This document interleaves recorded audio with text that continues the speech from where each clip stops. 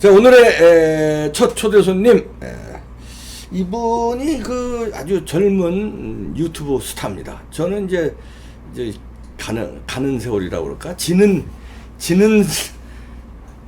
사람이고 뜨는, 요즘 한참 뜨고 있는 성재준 TV의 성재준 대표 모셨습니다. 어서 오십시오. 네, 반갑습니다. 이렇게 젊은 유튜버들이 활동을 많이 해야 됩니다. 우리 성재준 대표는 요즘에 우파 젊은이로서 아주 각광을 받고 있는데, 언제서부터 이렇게 말하자면 나라 걱정이라고 그럴까? 이 유튜브 이렇게 얼마 안 된 것 같은데?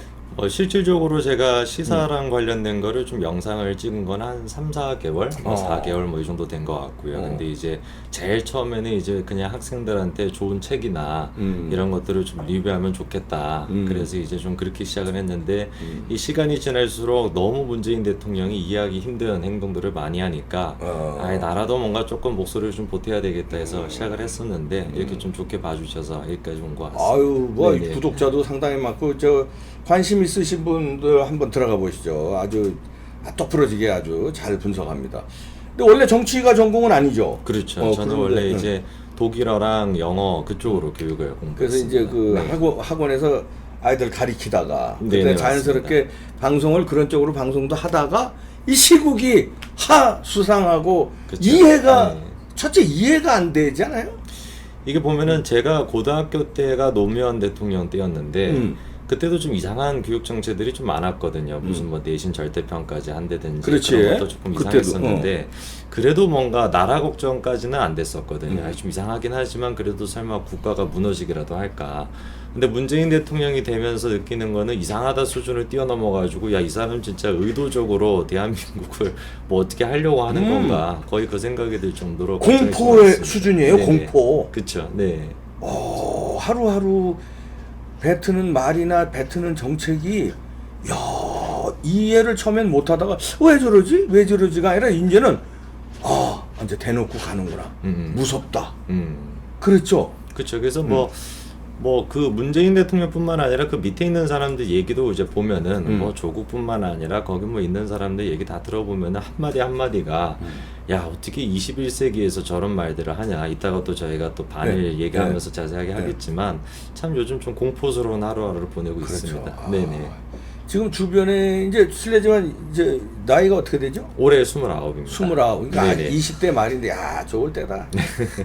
20대 말에 여러분들 이게 참 뭐 잘못 이거 호도하는데, 뭐 젊은이들은 뭐 다지 뭐 웃기는 소리 하지 말라고 이렇게 의식 있는 젊은이들은 다 이 우파예요. 20대 후반인데도. 그러면서 나라 걱정해서 공포다. 그래서 이제 유튜브로 매일 이제 설파를 하고 있는데, 이제 이제 친구들 많이 만나고 그럴 거 아니에요. 이제 같은 또래. 그럼 제일 걱정이라고 겁나는 게 뭐예요? 아무래도 이제 20대 제 친구들도 많이 만나는데, 제가 이제 그 나이가 또 어리다 보니까 청년들 좀 20대 초반이나 중반 친구들과도 좀 많이 만나거든요. 얘기를 들어보면 아무래도 제일 걱정이 많은 거는 이제 내가 회사에 어떻게 취직을 하겠냐 이래가지고, 그러니까 뭐 대기업이나 이런 데 같은 경우도 벌써 이제 뽑는 이제 신규생 이런 것도 다 줄고 이러다 보니까, 그리고 뭐 그냥 객관적으로 느껴지는 이제 지표들이 있잖아요. 그뿐만 아니라 20대 초반 같은 경우는 자기가 이제 알바를 하면서 경제를, 사회에 대해서 처음으로 느끼는데 알바를 못 구한다는 거죠.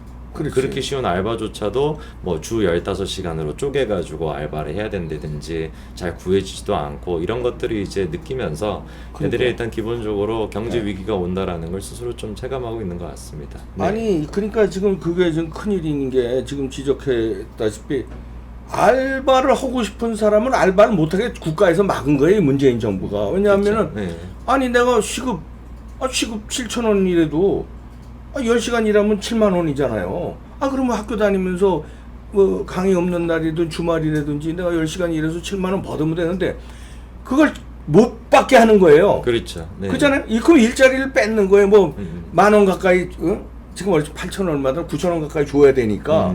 그러면 편의점이라든가 피자집이라든가는 그거 주고서는 쓸 수가 없으니까, 예를 들어서 3명 쓸 거를 1명밖에 안 쓴다든지. 그렇죠. 그러니까 일자리를 자꾸 줄이는 정책을 하니까 제일 피해는, 서민들도 제일 피해지만 젊은이들이, 그죠? 알바 학교 다니면서 알바라든지 아니면 군대 갔다 와서 정식 취직하기 전에 알바라든지 그 기회를 박탈당하니까 그죠? 그게 제일 큰 거죠. 그렇죠. 박사님이 이제 지적해 주신 것처럼 원래 최저임금이라는 것 자체가 가장 이제 사회 빈약층, 가장 이제 사회에서 힘든 친구들을 이제 도와주기 위해서 하는 정책인데 그게 오히려 실질적으로 좌파 정책이 다 그런 것처럼 의도가 아무리 좋다라고 해도 현실에다 그거를 적용해가지고 현실성이 없는 정책을 쓰면은 실제 피해는 그 약자들한테 다 가는 거거든요. 그러니까요. 근데 이제 그거를 이제 문재인 정권은 잘 모르고 계속 야 우리는 좋은 일 하고자 하는데 너네가 발목 잡고 있다 보면 이런 소리나 하고 있으니까 또 추경까지 하자고 하고 탄력근로제조차도 노조는 하면 안 된다고 결사반대하고 난리를 치잖아요. 네. 근데 정말 이런 꼴을 보면은 구조적으로 국가가 이게 정상이 아니다. 좀 걱정이 좀 많습니다. 전체적으로. 네네. 그러면 어떻게 어떻게 생각하세요? 이 문재인 정부가 아마추어에서 뭐 또 똥인지 된장인지 몰라서 이렇게 실패를 거듭한다고 보세요? 아니면 거대한 하여튼 자기들의 그 사회주의로 가자는 그 목표 아래 하나하나 이렇게 무섭게 추진해 나간다고 보세요? 글쎄 지적 수준이 그렇게 뛰어난가를 생각하면 조금 회의감은 좀 들고요. 과연 그렇게 이제 뭐 지능이 좋을까라는 생각은 잘 안 드는데 근데 이제 이런 거는 있는 것 같아. 애당초에 일단 정권을 잡았을 때 목적 자체는 약간 그런 식으로 이제 목적을 잡아놓은 거는 있는 것 같고 근데 이제 그렇게 목적을 잡고 있다 보니까 현실에서는 그게 당연히 통하지가 않잖아요. 사회적인 이념이 자체가. 그래서 그런 식으로 이제 마구잡이로 지금 이제 문제가 생기는 것 같은데 일단 기본적으로 정권의 어떻게 보면 정체성이라고 할까요? 이 문재인 정권의 정체성은 자유민주주의와는 맞지 않다. 저는 그렇게 좀 생각합니다. 네. 자유민주주의 시장 경제는 거부하는 집단이 지금 자기네들이 원하는 쪽으로 몰고 가고 있다. 그렇죠. 그런 네. 것인 거죠. 전혀 맞지 않죠. 자유경제 그 민주주의와는. 왜냐면은 뭐 헌법을 일단 바꾸려고도 했었고요. 자유민주주의에서 자유자를 빼려고도 했었고 그렇죠. 그리고 그뿐만 아니라 자기 정권 자체의 정체성을 촛불 정권이라고 정의를 내렸는데 전 세계 21세기 민주사회 중에서 도대체 직접 민주주의를 그런 식으로 강조를 하고서 내세우는 국가가 어디 있을까? 좀 이제 좀 부끄러운 일입니다. 그렇죠. 네. 그러니까 대의민주주의를 부정하는 거죠. 그렇죠. 네. 그냥 촛불로 자기네들 정권 잡았다는 거는 그 자체가. 네네. 네. 이거 대의민주주의는 우리가 국회의원도 뽑고 대통령도 뽑아서 그렇게 하는 건데 그걸 갖다가 광장에서 그러면 자기네가 됐다는 거 아니에요. 그 자체가 그렇죠. 예, 네. 정통성이 없는 거지. 그걸 실토하는 거예요. 바보들이에요, 그러니까. 그거에 대해서 막 자부심을 느끼고 있는 것 같더라고요. 보면은 취임 100일 됐었을 때도 기자회견 했었을 때도 우리는 촛불 정권이다. 뭐 이런 얘기도 했었고. 근데 그거야말로 대한민국이 추구하고 있는 헌법에 직접적으로 정반대길로 가는 길이거든요. 분명히 대한민국의 헌법에서는 대의민주주의를 기반으로 한 법치를 기반으로 한 자유민주주의가 기본적인 헌법의 가치인데 뭐 정청래 같은 사람들도 보니까 그때 김경수 도지사 그 판결 나왔을 때도 성창호 판사에 대해 가지고 촛불을 들고 무슨 탄핵을 시켜야 된다 이렇게 얘기했었거든요. 그러니까 기본적인 이 사람들의 마인드 자체가 사법부도 뛰어넘고 행정부도 뛰어넘는 모든 어떤 절대 권력을 촛불이라고 상징을 하고 있어가지고 저는 그게 어떻게 보면은 굉장히 파쇼적이다 이거는. 네, 왜냐면은 뭐 히틀러나 이런 국가들도 보게 되면은 파쇼를 추구하는 이제 뭐 무솔리니도 마찬가지고 자기만의 상징을 딱 이제 내세우거든요. 그렇지. 저는 문재인 정권의 그 상징을 일종의 촛불이라고 보는 것이고 이 촛불이 헌법적인 가치를 위반하고 사법 체제도 뛰어넘을 수 있다라고 주장한다면은 이것이야말로 정말 반헌법적인 거라고 저는 봅니다. 헌법적인 파쇼 정권이다. 그렇죠. 그렇죠. 아, 그러네요. 좋은 분석이네. 반헌법적 파쇼. 네. 아, 그렇죠. 그러니까 그때도 정당한 예를 들어서 박근혜 대통령의 진짜 뭐 실정이라든가 비리라든가 야 이건 탄핵 할 수밖에 없는 상황이었다면 그나마 그거 조금 인정할 수 있을 것 같아요. 뭐 민주혁명이다 그런 거를. 아니 그런데 지나고 나서 생각하니까 다 그 사기 쇼였잖아요. 사기 쇼로 잡아놓고 그거를 혁명 운운하고 그래 뻔뻔스럽잖아요. 그게 그 촛불에 보면은 대해서 어떻게 생각하세요? 참 보면은 지금 와서 봐도 우리나라 국민의 어떤 전체적인 수준이 참 아쉽다라는 생각이 많이 드는데 뭐 예를 들어서 미국 같은 경우도 트럼프가 이제 러시아 스캔들 같은 게 있지 않았습니까? 선거에서 이제 러시아가 이렇게 뭐 개입했다 이런 얘기가 있었는데 몇 년 동안 그거를 조사하고 난 뒤에야 뭐 결론을 내리고 이렇게 이제 했었는데 박근혜 대통령 같은 경우는 그냥 JTBC라고 하는 언론사가 제시했던 어떤 의혹 그 의혹을 통해 가지고 사람들이 촛불을 들었었고 그거를 통해 가지고 법적인 재판부에서 어떤 결과도 내놓지 않은 상태에서 탄핵소추안을 가결시켜버리고 이런 식으로 이제 진행이 되는 거 보면은 이거야말로 글쎄요 이 촛불이라는 것이 반헌법적인 게 아니면 뭐라고 도대체 해석을 해야 될까 사법체제 자체를 전혀 인정을 안 하는 거죠. 네. 근데 그런 것도 있나? 우리 국민성이 이렇게 획일주의로 뭐가 바람이 한번 불면 확 쏠림 현상이 있잖아요. 그런 거에 그냥 부안해동에서 국민들 자체도 하면서 그냥 어떻게 그냥 그럼 박근혜 아웃시켜야지 뭐 이런 식으로 쭉 몰아나가는 그런 국민성도 있죠. 굉장히 강하죠. 네, 굉장히 강하고 그거에 대해서도 학계에서도 굉장히 연구를 많이 하더라고요. 네. 도대체 왜 이런 현상이 나타날까? 그러니까. 굳이 왜 대한민국에서는 이렇게 군중 심리가 강하냐? 거기에 대해서 뭐 어떤 분들은 조선시대부터 있었던 계급 사회라든지 뭐 성리학적인 기반 거기서부터 찾기도 하는데 기본적으로는 확실한 거는 광우병 때도 그랬고 그러니까. 효순이 미순이 때도 그랬고 그리고 지금 뭐 벌써 몇십 년 전의 일인데 아직까지도 지금 이제 뭐 반일 이거를 보면은 저는 딱 그 촛불 그것의 연장선에서 지금 이제 반일 운동으로 이어지고 있는 게 아닌가. 계속 문재인 정권이 추구하고 있는 그 상징성의 연장성의 파쇼적인 상징성의 연장성이 이번에는 반일이다. 그렇게 저는 좀 봅니다. 네. 연장선이다. 아, 네네. 그러네요. 이 저기 광우병에 진짜 뇌송송 구멍탁에서 그 광우병 걸리면 다 죽는다고 그래가지고 그냥 온 국민을 막 흥분의 도가니로 그쵸. 그렇게 몰았는데 사실 광우병으로 죽은 사람 한 사람도 없잖아요. 그렇죠. 네. 그 가짜 뉴스의 재미를 본 거예요. 그러니까 또 그 최순실 사태 처음에 난 거 요만한 거 가지고 이렇게 부풀리고 가짜를 막 또 거기 엎어서 저 JTBC에서는 또 뭐 태블릿 PC가 어쩌고 저쩌고 이러니까 그냥 온 국민이 다 그래서 이 정권까지 이제 그때 그러니까 광우병 사태 때는 정권은 못 잡았는데 그저 이명박 정권을 끌어내리지 못했는데 그쵸. 그때 가능성을 본 거예요. 아 우리가 조금만 더 뭘 하면은 끌어내릴 수 있겠다는 아쉬움을 촛불 때 아주 원도 한도 없이 그냥 엎어서 진짜 쿠데타나 마찬가지 아닙니까? 엎어버린 거 아닙니까? 사기로. 지금 뭐 대한민국 상을 보면 당시에 그 PD 수첩 그 PD가 재판에서도 유죄 판결을 받았잖아요. 네. 그렇죠? 근데도 이제 지금 MBC인가요? 거기 아마 사장으로 사장으로 가는 걸로 갔잖아요. 제가 알고 최승호. 있고. 뭐 답이 없죠. 그러니까. 그러네. 그런 사람이 그 뭐 MBC에 이제 사장으로 가 있는 것만 봐도 뭐 지금 현재 대한민국 상태를 보여주고 그 촛불 전국 때도 보게 되면은 JTBC도 뭐 결국에는 태블릿 PC 같은 게 문제가 되니까 손석희가 직접 뭐 애당초 뭐 태블릿 PC는 필요가 없을지도 모릅니다. 뭐 이런 멘트를 하면서 가증스러워. 네, 그러니까 이제 그냥 이렇게 무마하듯이 넘어가는데 거기에 대해서 대중들이 분노를 안 느낀다라는 게 어떻게 보면 아직까지 성숙하지 못한 민주사회를 보여준다고 저는 보고요. 그리고 이제 언론 자체가 뭐 제 기능을 잃었다라는 거는 뭐 말도 못하죠. KBS도 마찬가지고. KBS, 네. MBC 뭐 종편도 뭐 제대로 역할 못 하고. 네네. 그러니까 나라가 총체적으로 자 이렇게 되면 우리가 어떻게 29살 젊은이가 보기에는 어때요? 이런 우리가 다시 나라의 기능을 회복할 수 있을까요? 아니면 이렇게 이 아까 얘기한 반헌법적 파쇼 이 연장선상에서 계속 이렇게 우매한 국민들을 계속 이게 몰고 나가서 또 다른 걸로 또 이렇게 해서 계속 우리가 나라가 이제 무너지는 상황으로 갈까요? 어떻게 보십니까?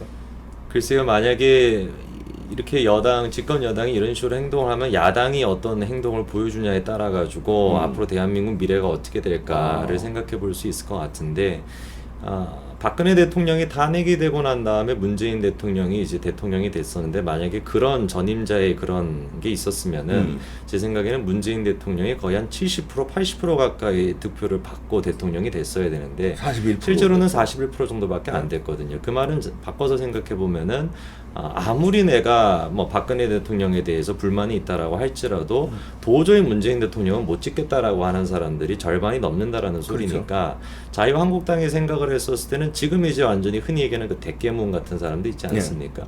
그 사람들을 생각을 해가지고 반일에 대한 프레임을 지금 짊어지고 가서는 안 되고 정확하게 자유한국당이라는 이름만큼 이 지금 문재인 정권의 파쇼적인 성격에 대해서 정확하게 규명하고 지탄을 좀 해줘야 그런 모습이 보여야 대한민국의 미래가 있지 않을까 싶은데 현재로서는 조금 그런 모습들이 좀 잘 안 보이는 것 같아가지고 뭐 오늘 아까 이제 보니까 나경원 뭐 원내대표 같은 경우는 그런 얘기를 한 것 같은데 네. 예, 그런 얘기들이 좀 계속 지속적으로 나와줘야 예, 그러니까요. 조금 이제 미래를 볼 수 있을 것 같습니다. 나경원 원내대표 이 얘기를 지금 송 대표가 해줬으니까 뭐라고 그랬냐면 오늘 문 대통령이 신쇄국주의로 나라 구한말로 되돌리려 한다 이렇게 아주 제대로 진단을 했어요. 그래서 아벨 빨리 만나라 이랬는데 신쇄국주의 그래서 구한말 위기로 가는 거 아니에요? 그걸 구한말에 우리나라를 뺏긴 거 아닙니까? 몇 번이나 저도 이제 문재인 대통령이 구한말 당시에 그 고종과 같다, 아니 거의 뭐 민비 수준도 안 되는 수준이다 이렇게 많이 진단했었는데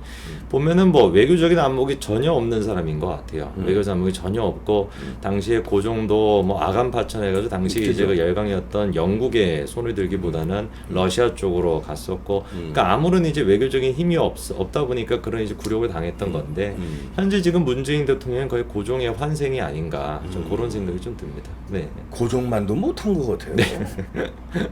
네네. 그러면은 그때 국력에 비해서는 지금이 국력이 많이 커졌다고 하지만 그래도 지도자가 리더가 저렇게 판단력이 이상한 쪽으로 가면 나라의 풍전 백척간두에 쓴 거 아닙니까? 지금 막 친구들이나 나라 걱정해서 해외로 뜨는 사람들 주변에 있어요? 주변에도 보면은 얘기가 되게 많죠. 야, 이거 내년 총선 보고 난 다음에 이거 결정해야 되는 거 아니냐, 이민 가야 되는 거 아니냐. 일단 제일 큰 지금 움직임은 원화를 지금 다 달러로 바꾸고 있는 거는 확실합니다. 그러니까. 네네. 그거는 바로바로 애들이 하더라고요. 네. 뭐 직접적으로 뭐 이민까지 가는 거는 시간이 좀 걸린다 하더라도 통장에 있는 네. 예를 들어서 100만 원이든 200만 원이든 네네. 원화 통장을 달러로 이제 통장으로. 바꾸죠. 네네. 달러가 안전자산으로 보는 거죠. 그쵸, 원화는 네. 불안하다고 보는 거죠. 뿐만 아니라 뭐 달러뿐만 아니라 뭐 엔화도 그렇고 유로화도 그렇고 다 지금 막 폭등하고 있는데 원화만 지금 폭락하고 있으니까 뭐 안 바꿀 이유가 없죠. 그렇죠. 네. 경제도 보면요. 뭐 한일 감정 얘기는 조금 이따 하겠습니다만 경제도 보면 코스피가 14%가 하락했는데 글로벌 시장은 16% 상승하는데 우리만 문정부 들어서 14% 까먹었고 근데 문정부 들어서 글로벌은 16% 상승했어요. 그러면 이거 합치면 갭이 30%를 잘못한 거예요. 그러니까 1,000만 원 투자한 사람은 문재인 때문에 300만 원 손해 본 거가 되는 거예요. 이렇게 1억 투자한 사람은 3,000만 원 손해 본 게 되는 거고. 그렇죠. 이렇게 국민들한테 막대한 손해를 끼치는데도 아직까지 이 지지율이 그렇게 나온다는 게 말이 됩니까 이게? 그게 이제 보면은 그러니까 뭐 국민들도 문재인 대통령을 막 좋아하기보다도 지금 현재 지지율 같은 경우는 반일이라는 감정 거기에 이제 휩싸여 가지고 이제 뭐 대한민국을 사랑하는 마음에서 이제 그렇게 지지율이 나오는 것 같은데 그래서 저는 더 문재인 대통령이 가증스럽다라고 생각을 하는 겁니다. 자기 나라를 팔아먹고 이제 그 이번에 나왔던 민주연구원 더불어민주당에서 이제 운영하는 싱크탱크 아닙니까? 네. 거기 민주연구원에서도 보고서 쓴 거 보니까 이 지금 반일 감정이 내년 총선에 도움이 될 거다. 뭐 이런 식으로 이제 해서 앞으로도 이제 그런 식으로 반일 감정을 이끌어 나가야 된다라는 식으로 보고서를 냈는데 완전 매국노죠. 대한민국을 완전히 이렇게 사사로이 자기 이익을 위해 가지고 국익을 훼손하는 게 매국의 정의니까. 그게 매국이죠. 예. 네, 그래서 완전히 이거는 매국노라고 봅니다. 매국노들의 집권이네요. 네네. 한두 명이 아니라 그 집단. 그렇죠. 네. 매국노 집단 지도 체제네. 야, 그러면 이제 그런 분이 많아요. 아까 송 대표도 얘기했지만 내년 총선에 한번 우리 민족의 힘을 보겠다. 매년 총선에서 또 더불어민주당이 뭐 압승한다든지 이러면은 우리 민족의 미래는 없다고 이제 외국으로 가겠다는 사람이 그 송 대표 주뿐 아니라 저도 그렇고 그런 사람이 많아요. 네. 그러려면 이제 이겨야 되는데 우파가